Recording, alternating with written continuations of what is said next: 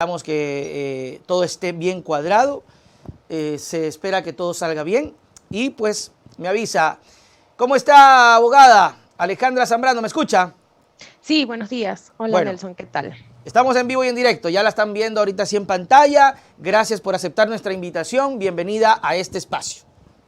Gracias a ti por la invitación. Más bien te agradecemos en nombre del Comité de Solidaridad que nos deje el espacio para poder comentar sobre nuestro caso.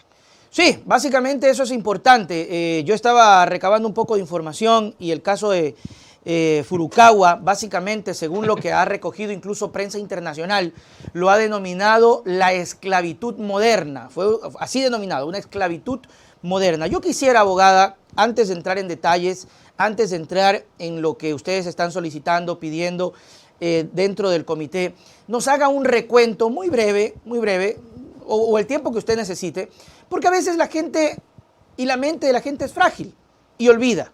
Entonces, yo sí quisiera de su boca escuchar un poco sobre el caso Furukawa.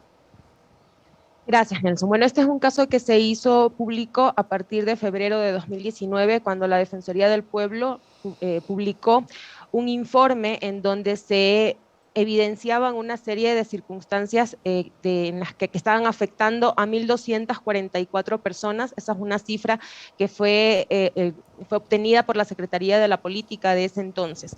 Entonces, lo que el informe de la Defensoría decía es que este grupo de personas habían estado siendo vulneradas en sus derechos humanos y constitucionales por más de 50 años por su empleador, la compañía Furukawa Plantaciones C.A. del Ecuador. Esta es una compañía ecuatoriana de capital japonés y filipino que se dedica a la producción y cultivo de la vaca. Esto es, ellos tienen 2.300 hectáreas de tierra rural que están distribuidas en 3 provincias, Santo Domingo, Los Ríos y Esmeraldas. Entonces, dentro de estas haciendas, son aproximadamente 23 haciendas las que conforman las 2.300 hectáreas, hay campamentos y en esos campamentos estaban viviendo las personas y había ahí una presencia intergeneracional, hay la persona, su hijo, su nieto, personas que han nacido dentro de esa tierra, que llegaron con su abuelo también ya tal vez fallecido y que se encuentran en unas condiciones muy particulares de vulnerabilidad. Primero, de acuerdo a la información que también elaboró una entidad estatal, el MIES, se llegó a establecer que el 92% de las personas que vivían allí estaban en una situación de pobreza o pobreza extrema, es decir, que tenían ingresos mensuales familiares inferiores a los 80 o 40 dólares. Se encontró también por parte del registro civil que había una gran cantidad de personas que no estaban inscritas en el registro civil su nacimiento, es decir, personas que no tenían ningún tipo de existencia legal en el país. Se encontró también por parte del Ministerio de Educación que aproximadamente el 95% de las personas son analfabetas o analfabetas funcionales, es decir, únicamente escriben su nombre, leen su nombre, pero que no acudieron a la educación. ¿Y esto por qué? Porque aproximadamente a partir de los 8 años los niños y niñas empezaban a trabajar. Había Dios. trabajo infantil y el Ministerio de Trabajo emitió unas resoluciones de sanción en el año 2019 por una serie de inobservancias en cuanto a cuestiones de seguridad, de higiene, de salubridad, sobre todo tenía que ver con las condiciones en las que se daba el trabajo, pero también porque se encontró trabajo infantil. De hecho, la empresa fue cerrada por 2 meses en el año 2019 por estos incumplimientos. Sin embargo, luego pues pudo rehabilitarse y continuar trabajando como que no hubiera pasado nada.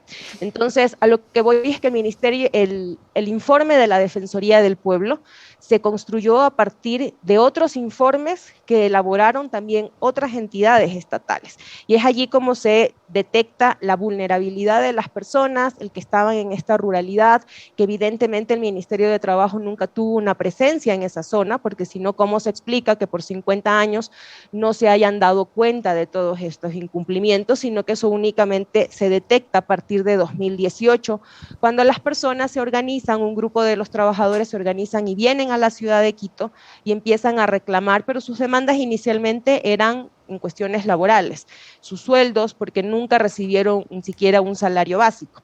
Pero luego, cuando ya llega esto a conocimiento de la Defensoría se percata de que habían cuestiones que trascendían lo laboral, que no eran solamente reclamaciones de sueldos, mucho menos de utilidades, sino que habían condiciones denigrantes de vida y de trabajo. personas que habían sido mutiladas en sus partes del cuerpo porque operaban maquinaria que no recibía ningún tipo de mantenimiento, nunca se entregaba una indumentaria de seguridad para las personas.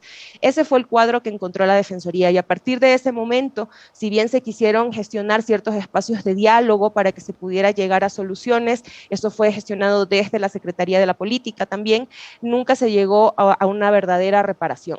Fue por eso que se presentaron las acciones judiciales que actualmente estamos llevando adelante. Ok, a ver, es importante entender esto, mis queridos amigos que nos están escuchando en el país y en el extranjero, porque el caso no es menor, es decir, no es un asunto de una empresa, de por sí una empresa que vulnera los derechos ya es preocupante, ya genera problemas, ya llama la atención. Estamos hablando de una empresa que por años y años, y eso es una de las cosas que más llama la atención, se aprovechó de toda una comunidad. Abogada, es todo lo contrario a lo que hacían, porque generalmente pasa. Aquí, por ejemplo, yo vivo aquí en la ciudad de Milagro y generalmente viene una empresa, se aposta acá, por ejemplo, ocurrió en su momento Valdés, ¿ok? Se apostaba y generalmente empezaban a haber hasta ciudadelas para los trabajadores, creaban escuelas. Acá tenemos todavía vestigios de lo que fue, todavía creo que funciona, el hospital, la escuela, la iglesia. Es decir, venían empresas y hacían esto y está bien. Pero parece que acá fue todo lo contrario, abogada.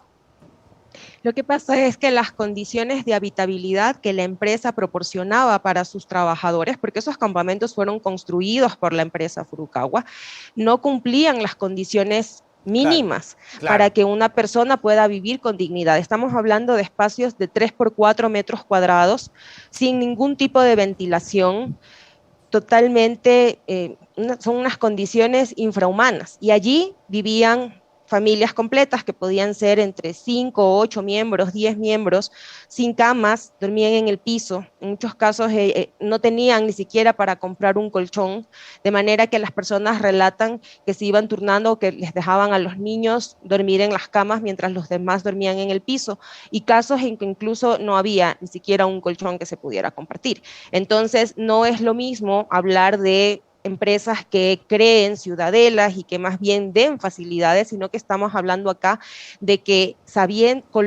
permiten, promueven de hecho que las personas vivan allí. Y esto es así porque el trabajo en el campo inicia muy temprano en la mañana, desde que sale el sol. Entonces eso facilita el que las personas vivan allí dentro. Desde las 6 de la mañana están operativos para trabajar.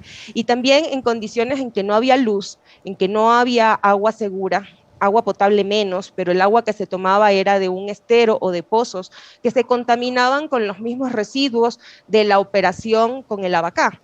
Letrinas que eran también no adecuadas para que sean utilizadas por personas, una sola para 30 personas, de manera que es la suma de condiciones en que definitivamente la empresa Furukawa no estaba dando condiciones dignas de vida a sus trabajadores.